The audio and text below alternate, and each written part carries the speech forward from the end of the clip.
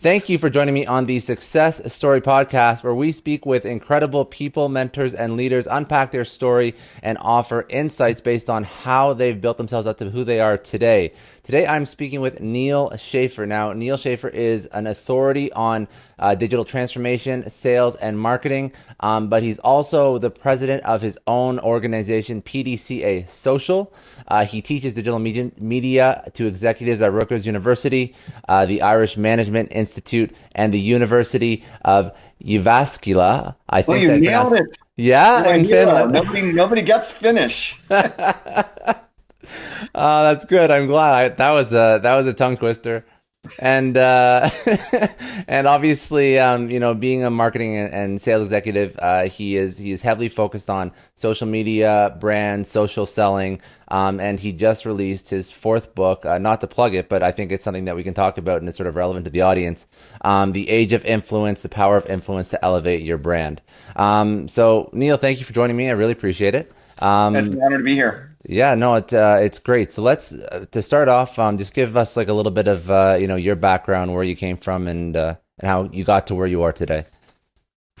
Sure. We all have interesting stories to tell. We always say anybody can write a book about their life. So I grew up in Southern California, and I don't know how many of you remember when Steve Jobs passed away. There was this video of him doing a graduation speech at Stanford University. Yeah. And he was all about connect your dots of your past, which will tell you who you are and will lead you to your future. So as I connect my dots looking back, right, since you asked me the question. So I grew up like a punk rocker in Southern California, very anti-authoritarian, but also intellectual.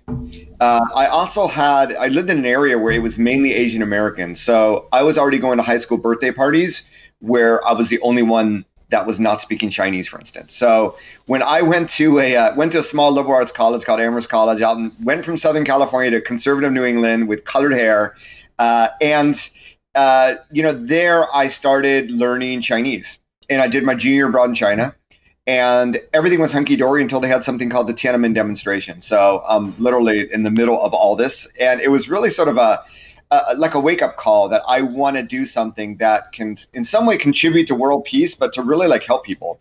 And for me, that was sales in an international environment where I could meet people, and every person I could meet, there might be a way I could help them. This was my thinking, right? So The US, we had pulled out of China at the time. No, it's hard to believe, but Japan was booming. So senior year of college, learned Japanese. I went out there Christmas break to see a Japanese friend that I met in China during that junior abroad, and said, I'm going to work in Japan and I'm going to land a job. And I did. So graduated, and I spent my first 15 years in Japan. And I started in finance for various reasons, but I really had the itch to do sales. And within a few years, I was able to basically launch our Chinese sales operations for this Japanese company in technology and semiconductors. So the first 15 years of my career were primarily B2B sales, often launching markets from scratch. So I did that for the semiconductor company in China. I did it for a Canadian startup out of Ottawa in software out of Japan for all of Asia. And then I helped another company in high tech there. So I always thought that sort of punk rock, always wanted to do things my way, very entrepreneurial. And it turns out that I was able to do, I was like a country manager, or regional VP of sales. I was able to have my own little territory and basically have my own company within a company, which I really, really enjoyed, right? So I learned all about business through doing that, because even though I was sales, I had to wear a lot of hats. Oh, we're going to go to a conference. We need to do marketing material. Well, okay, we'll do it, right? But really, it was just meeting people. My father, he's like, you want to go to university to do two things. You want to learn how to communicate well with people, and you want to learn how to communicate with people from lots of different backgrounds, because that's who you're going to meet in the business world. So that business experience was just tremendous. And this is all before social media. So I don't want to go too far, but yeah, that's sort of my background before social media. Are you ready for the second decade of my career? Well, no, yes, I do want to dive into the second decade of your career. I want to understand one thing, because I think it's interesting, and I can understand where you're coming from. But for somebody who's listening, when you said your punk rock background, you go to China and you see it's like your anti-establishment in the States is obviously not, the experience going to China. You're going to see much more establishment in China, especially with Tiananmen Square. But how did saving, saving or not saving, that's the wrong way of putting it. Doing good for the world.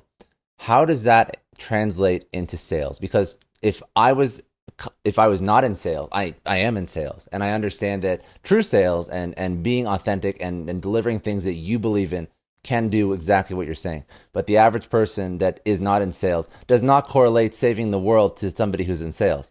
So I want to unpack that one piece before we go on, because it means a lot to me, and it's probably a lot to do with what you do now, just that mindset. Yeah. So, Yeah, so I don't want walk to me through say, that. yeah, I don't want to say like I'm an anarchist and that sort of punk rock, right? But just, I sort of have a distrust of, Yeah. authority, and I would question when people would order me to do things. I think that's the easiest way to think about it. So China for me, I mean, it was a new culture, and I wanted to be respectful of that culture. And I was a student of the world. So, when I was there, yes, it was a communist country. And although at that time they actually were opening up to the world, it was the first time they were opening up to the world with Deng Xiaoping. Actually, it was very different then because people really wanted to talk with me. They wanted to know more about the United States. They wanted to know how much it cost to live there, what salary they could get if they moved there.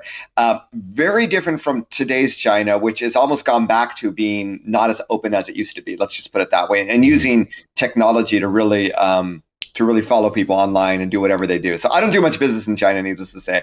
But what I did realize that at Tiananmen, and I would go there, I would join demonstrations as a photographer, and I'd be at the front line, and I would just sit down in Tiananmen Square, and I just have like tens of people all around me asking me questions about democracy and in the Western world.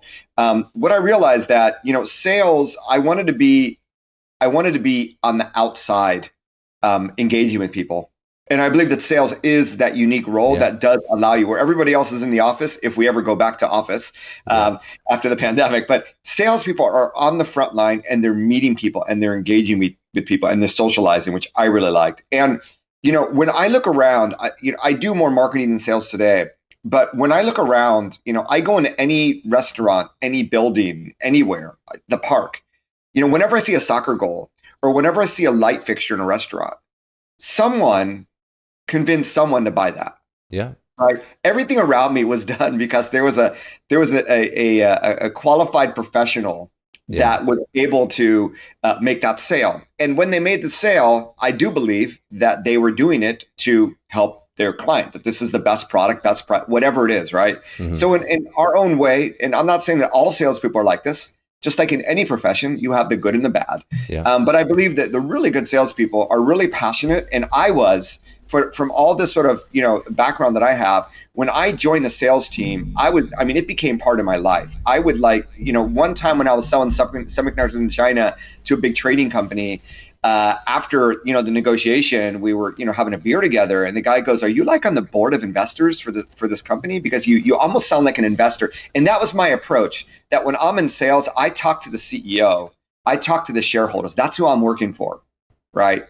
So in a weird way, I didn't listen directly to my managers, but I was listening to the top boss. Well, that was the most important boss. Yeah, exactly. And if everything I do is aligned with that, no matter what middle management was in my way, that might be misleading me for whatever political reason, what have you. And I mean, sales, just like any other organization, you have a lot of that. If I was being true to that, then I knew that I would be successful and I would be able to weather any internal storm, because these do happen in corporate America. 100%. So, so that was really the thought process, really simple thought process. So I had to work for a company where I believed in the product. Yeah, right? I love it. I wasn't just going to do sales for anyone, but it really is, there's a science to it, but there's an incredible art to it, because everybody you engage with is different. They all have different issues. You need to be able, I was trained like in, social selling, solution selling, spin questions, what have you. Yeah. It's all about understanding their needs and delivering a solution. And it's like, if we don't have the solution for you, I'll tell you, right? And maybe I'll introduce you to someone who does, because then I know that person's going to introduce me to a lead later on. So, I did write this book about influencer marketing, not to fast forward, but a lot of those concepts actually come from B2B sales, where you had to work with a whole ecosystem partners to get leads, to build relationships that would lead to leads, to get introductions internally, to help get intel that would help you, close a deal, whatever, right? Sales and marketing are a lot closer than a lot of people think in many ways. I love it, and I love where you're heading, because I think I'm very much in alignment. And we'll, as you walk through how you built out your own company and why you're focusing on influencer marketing, I think your background in sales as well, it'll start to make a lot of sense, like the sort of the lessons and the things that you preach about influencer marketing and brand and whatnot, and why I think it's important for everyone. But anyways, okay, so let's go. Okay, so that's for next decade. What's next? I guess where are we now? You're still selling, or are you working? Yeah. Okay. So big life event. Got married in Japan, and then 5 years after we got married, had a baby girl. Decided to raise her in the U.S. So 15 years after living in Japan, I'm back in the U.S. And for the first time, after basically doing the job remotely, going back to Asia 2 weeks every 2 months. After we have baby number 2, it's sort of time to take some time off and help my wife and help her raise a kid. So, and enjoy the joy of being a father. So I did part-time consulting for that company. And then I was in the job market for the first time in the United States, where all of my network was in Asia, right? All of my professional network, at least. So at this time, it's like, how do I build a network? It's like, you know what? I'm going to check this LinkedIn thing out.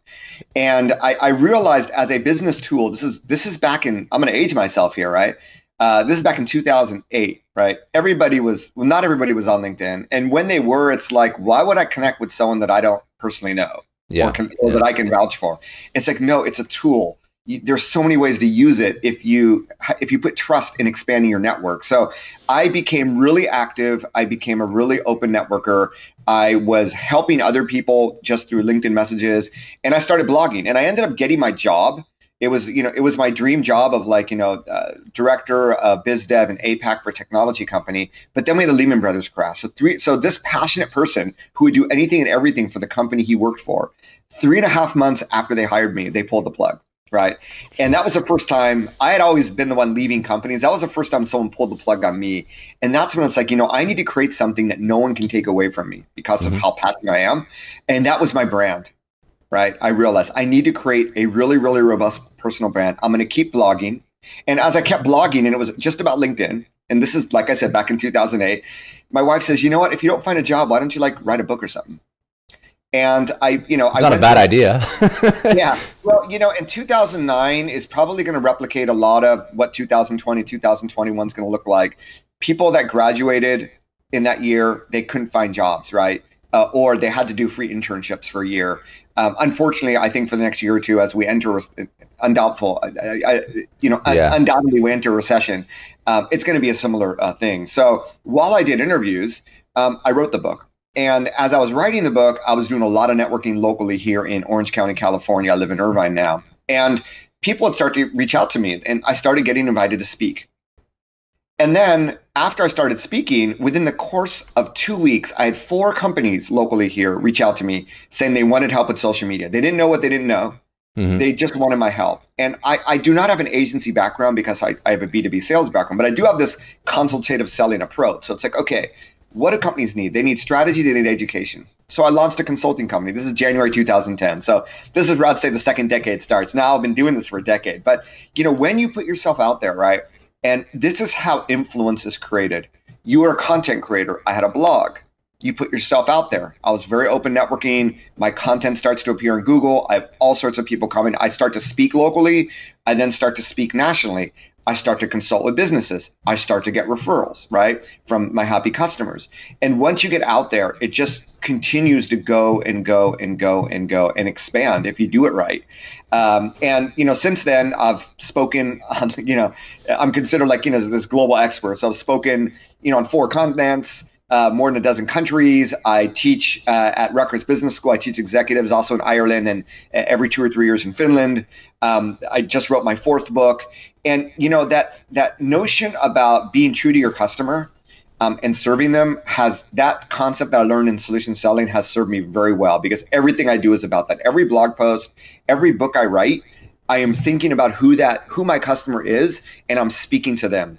So there's a lot of BS out there in social media, right? And everyone's vying for influence. I don't really care about that because I'm laser focused on my end customer. And if I can make them happy, I know that I'll be able to continue to grow with them. So I never started my own agency. I was a consultant, but I had one company in particular said, Neal, we love the strategy you built. We just don't have the resources to implement it. Can you do it? So it's like, heck yeah, right? And now I do, I'd say in addition to sort of consulting and agency, I do what you'd call fractional CMO. So a half a day a week, 2 hours a week, I'll go into an office here, primarily local businesses here in Orange County, and I'm their CMO, right? A lot of startups. They have experienced people, but they're not experienced enough. Maybe they're too junior. I'll go in and give them a helping hand and actually train and teach them. So yeah, it's a variety of things I do. I really enjoy the fact that every day is different. I enjoy, when you go out on your own, even if it's just a side hustle, whether it's $50 or $100, when you get that and you realize you did it on your own without a company behind you, it's an incredible feeling, right? Just incredible. So with every big transfer I get or check I get in the mail, it's just an incredible feeling. And there's just so much potential. There's always too much to do, so many people to help. And even with this COVID-19 pandemic, the beautiful thing is that I can continue to do everything I've been doing, and people just need more help, right? Yeah. And people now are reading more blog posts. They're opening my emails. They're listening to podcasts. It's a fantastic time. So, for all you listening, it really comes down to what are you an expert in? What are you passionate about? Start to create content around it. If you like to speak, do a podcast. If you like video, do YouTube. If you like to write, then do blogging. But I believe that's where the action is going to be, and I believe those people are also going to be hot items for companies to want to hire as well, because they have a built-in following, a built-in community, especially if you're in sales, right? People still want to hire you because you have a Rolodex, but now you're building a virtual Rolodex, right? Yeah. Of people that really like you for who you are. And those are the people that are going to become your customers in the future. So I think that the way you've done this is the way that you should do it. Like, you just focused on what you love and you put it out into the world. And that's who your target customer is, and you don't care about all the other noise. So I see, you mentioned everybody's trying to, have influence, be an influence, and not everybody. I think that some of the wrong people are trying, and some of the people that should be aren't trying, but that's another point. But why do you think that people have such a hard time just focusing on what they know and what they love when they start to create content, and they just sort of go with the garbage, to be quite honest? Yeah, social media can be overwhelming, and you can be influenced. I mean, we know, fake news and influence in elections, we're all influenced by what we see. Yeah. So this may be a shock to a lot of people. I don't go through my news feeds. The only news feed I go through is actually Instagram, and I'm pretty selective as to who I follow. With the rest, I just go in when I need to. I'm primarily looking at my notifications, and maybe I'll check out what a friend's doing here or there. But I'm not there on the feed letting Facebook, tell me what I need to see, or letting Twitter tell me what I need to see. Because if you do that, you're going to tend to see very opinionated content one way or the other, or a lot of provocative content. So I just stay away from that. And I think that really it comes down to just a very, very, and I realized this at the beginning when I was consulting with companies, just a very, very strategic approach. What are you trying to do? Or in the words of Tim Ferriss, or one of my favorite podcasters, Pat Flynn, he uses this quote a lot, and I'm going to give them both credit. What would success look like? So if you wanted to try to become more influential, right, or build a side hustle, what would success look like? Okay, because that's going to pave the road as to what now do I need to do to get there. And when you think about it that way, all that other garbage, that noise, just goes away. It's you and your internal battle to get yourself out there, right? And inevitably, no matter what you choose, it will come down to content creation. So you better pick something you love to do, because if you burn out, if you start a podcast 2 months later, you ran out of fuel, that was 2 months wasted, right? So you have to think, this is something I want to do. At least give yourself a 12-month plan. And it's cool. We change careers. It's totally cool. In fact, I encourage it, right? Maybe you'll go back, but variety is a spice of life. You don't have to stick with the same thing for 30 years. But if you're passionate, you have 30 years worth of passion in you, then go for it. Yeah, I love that. And the quote you just said, like, find what success means to you. Is that like you're basically saying, like, not to summarize Tim Ferriss, or I don't remember the other gentleman, but like if you aren't defined in how you're creating the content and you don't have that set path, then you won't see the outcome that you want. Like, I see a lot of people just put stuff out there and not have purpose for putting stuff out there. And I think, I fall victim to that as well sometimes. So is that define what success is? Is that like your North Star metric that you'd like to achieve if everything goes well? Or would you just say, just start and figure that out as you Well, go? let's put it this way, okay? Yeah. Let's put it in the sales paradigm. So in Japan, we all had to learn this methodology that you can apply to any job you do called PDCA, and it's actually the name of my agency, PDCA Yeah. Social. And it was created by the godfather of quality control, Professor Edwards Deming, like in the 50s. But it's this teaching that Japanese companies took to heart, and they became, world-class manufacturers in the 80s. Sony, Toyota, what have you. So PDCA is really simple. If you're going to have an experiment, right, you want to try to measure. You want to know if you're going to do an experiment, and life is one experiment. Trying to build influence is an experiment. What are you going to do? You're sort of going to figure out. Well, I want to achieve this. Well, how do I go about achieving that? Well, if I do this, if I do A, B, and C, I think I can do that. So then you actually create the plan. You do according to plan. You check, and then you're always going to be optimizing this never-ending circle, Kaizen, right? So you're in sales, right? Okay, you have a zero pipeline. What are you going to do? You're not just going to randomly do stuff. You're going to put some thought in who's our target audience, who's our target customer, who are our competitors doing business with. You might do some online reading and try to, get some more intel, do some LinkedIn searches, but you're first going to probably build a target list. Then you're going to go on the target list, see who you know that might be able to introduce you. You're going to have a process, right? And then you're going to have a pipeline that says, okay, now I know that if I have 30 people in my pipeline, I'm going to get calls with 5 of them. I'm going to be able to submit proposals for 3. Maybe I'm going to close 1. And the average value of closing 1 is like $5,000. Like, okay, well, I need to have like 360 deals in my pipeline in order to achieve my annual goal, unless that annual, sale value goes up. So I'm very process oriented, and that's why I love sales. And I also love sales because I see the results of my efforts in terms of a sales amount. So every salesperson has a process. Or you should have a process. You should have the good ones do. Yeah, the sales process. We don't talk about a marketing process, but we do talk about a sales process. And this is why I think that all of you listening that are in sales should get this immediately. It's all about that for whatever you do in life. Okay, whenever I want to buy something, I always get 3 quotes. Right? Because I know my clients do that with me as well, right? Yeah. It's that process, right? That does everything I do. So if you want to try to build influence, you're not just going to haphazardly create content. What is the content that whoever I want to influence is looking for?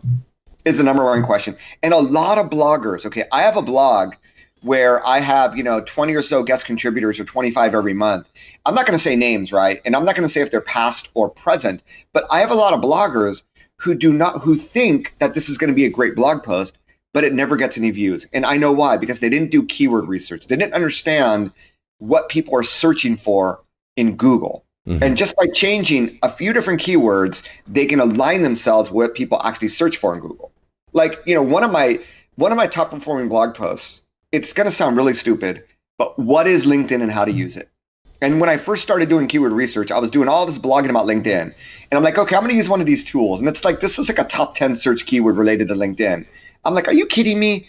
But you always got to remember, especially when you've been doing this for a while and you're an expert, there's always people just starting, right? There's always beginners.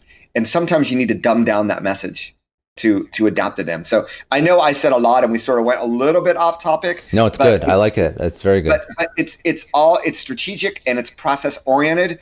And if you do it that way, I think that you'll be able to better stick to that original plan and then get to that circle of never-ending Kaizen. And that's really where the magic happens. Just like in sales, as you optimize your sales process, the exact same thing. And that's very good. And thank you. So the one last thing, I have like a couple like life insight questions, but I want to ask you just about your book. So the last book you put out, Age of Influence, The Power of Influencers to Elevate Your Brand.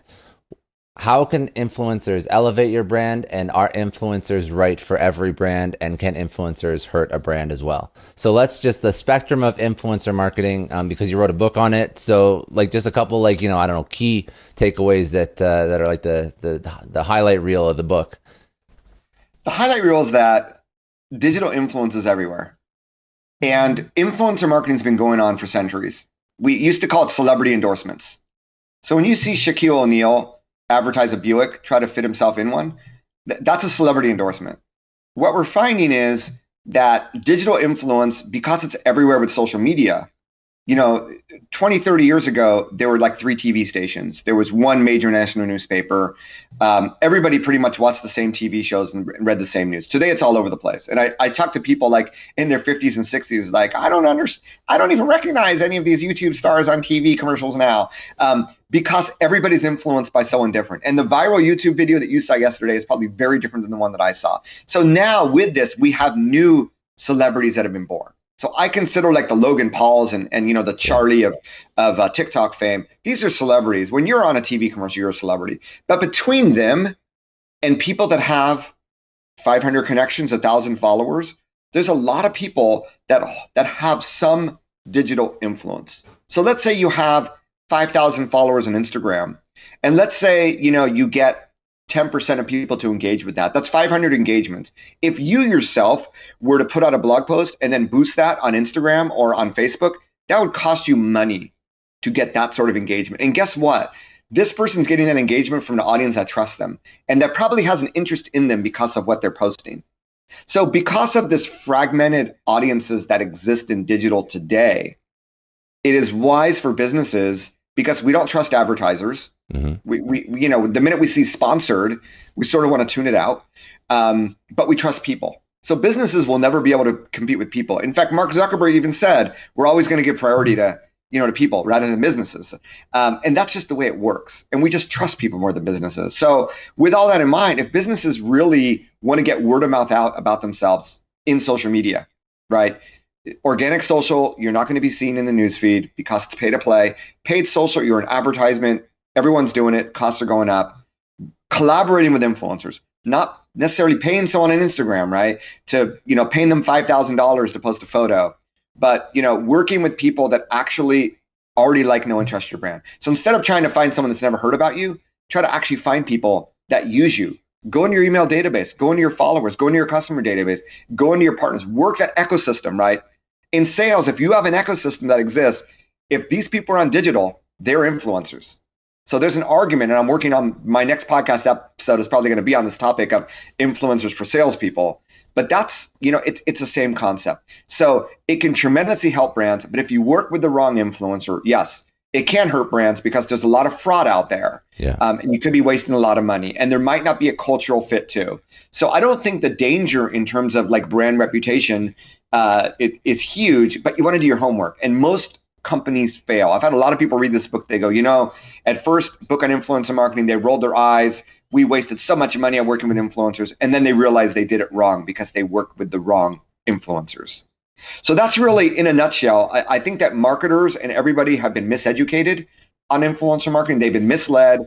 They read too many provocative blog posts about the Fire Festival and just all this bad stuff, right? Yes, there are people that game the system. And yes, there are celebrities that will cost a lot of money, just like Shaquille O'Neal costs a lot of money, right? Yeah. But if you do your homework and you do it right, it should be a line item on the marketing budget for any company in any industry. I love that. Yeah. No, I love it. The book just came out during the pandemic, published March 17th, right? But I'm a fighter like every salesperson, right? If I have to fight to build that pipeline or close deals, if I have to in Tokyo, the end of the quarter to meet my quota, I need to get that contract signed tonight, meeting an engineer from Sony on a train platform at 10 p.m., right? Just to get that contract and then going to a Kinko's to be able to fax that. I mean, this is old school. I mean, that's beautiful, right? So it's like, I don't care what's out there. I don't care if it's a pandemic.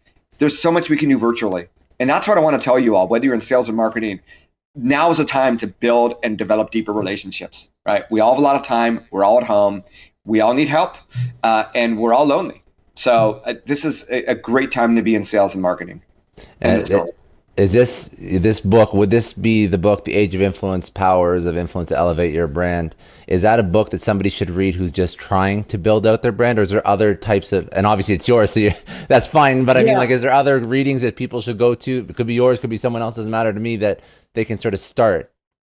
Yeah, so I have a podcast called Maximize Your Social Influence, which is all about building, leveraging, and monetizing influence in digital media. So that's obviously, there's resources. This book is primarily for businesses because my average customer is business. But I started writing this book. One of the things that prompted me, one of the trigger points was when I was guest lecturing at an MBA marketing class at USC here in LA. And the number of questions I got asked about influencer marketing at the end of a general social media marketing presentation really blew me away. And half of those questions were all about how can I become an influencer, right? Yeah. So that is a topic for a future book, for a future digital community, a membership site that I plan to create. I do talk at the end of the book why every business should try to become more influential, because the more influence you have, the more other influencers will collaborate with you. And then I talk about, there is a chapter on how to build your own influence. But I will say, if you were to read the book, you understand why businesses are investing more in influencers, and you can reverse engineer the process and understand what they're looking for when they're trying to identify influencers, so that you can sort of tweak your own process and strategy to fit in what they're looking for, if that makes sense. So It's not directly, no. Indirectly, I think it's going to offer you advice. And if you're in marketing, I mean, it's a no-brainer. Because when I talk about influencer marketing too, I spoke at a USC class, a different USC class a few weeks ago before the lockdown. And mainly they were 20s in the room. There was a TikTok star in the room that was a student that had 1 million followers on TikTok at the time. And they were like, they understand social, right? They just don't understand it from a business perspective, right? Some of them have been successful building out that personal brand and becoming a celebrity. Some have done it intentionally. I think more, maybe not as intentional, but for every celebrity, there's thousands, if not tens of thousands or millions of people that are still trying to get there, right? And figure out what to do. Of course. So I do think that, because everyone listening is obviously pretty active in social and they get it, they follow influencers. I think it's going to be really, really good. And if you're a business person, it's going to be a really good business book to understand that concept and where budgets and marketing are going to go. Good. No, thank you. Okay, just to wrap this up, one thing I like to bring out of everyone, one lesson, and this is not related to your past in particular, but one lesson, I guess it is, one lesson you tell your younger self, your 20-year-old self, that would help you get to where you are today a little bit quicker. I would say execute quicker. I am what you would call, I forgot the name of it's probably, hold on a minute here. Look it up. Yeah. No. There is a journal that I got. I get lots of stuff sent to me in the mail. So someone sent me a journal, and the journal, you know what? I think it's here. Hold on. Yes. It's called Project Evo. So I should give them a shout out because they sent this to me. So projectevo.org. It's a journal, like a diary, but it's based on 4 different personality types based on their own unique algorithm. So it's like, okay, I'll take the test. So I came out being the architect. It's like, it makes a lot of sense. So, but if you plan things out too much, right, you never execute.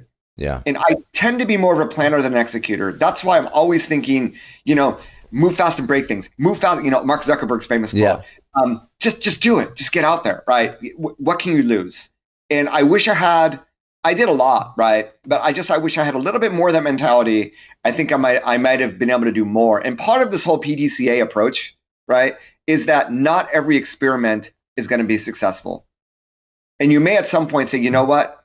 It's impossible. Walk away, start a new experiment.